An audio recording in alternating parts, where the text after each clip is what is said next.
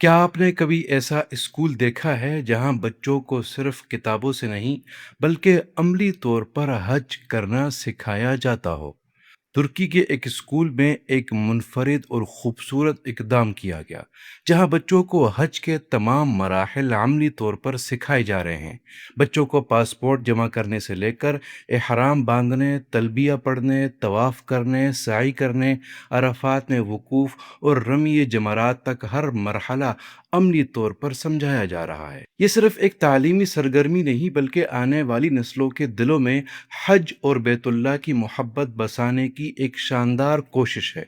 जब बच्चा कम उम्री में हज की आज़मत को समझता है, तो उसके दिल में अल्लाह के घर की ज़ियारत का शौक़ पैदा होता है।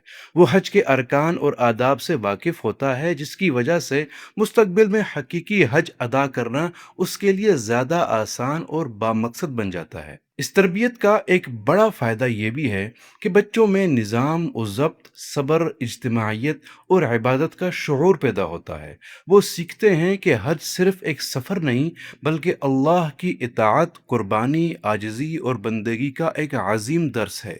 अगर मुस्लिम दुनिया के मज़ीद स्कूल भी ऐसे अमली प्रोग्राम शुरू करें, तो यकीनन हमारी नई नस्ल न सिर्फ हज के तरीके से वाकिफ़ होगी बल्कि उसके दिलों में दीन इस्लाम और शायर इस्लाम की मोहब्बत भी मज़ीद मज़बूत होगी।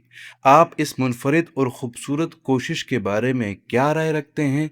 अपनी राय कमेंट्स में ज़रूर बताइएगा। बहुत शुक्रिया।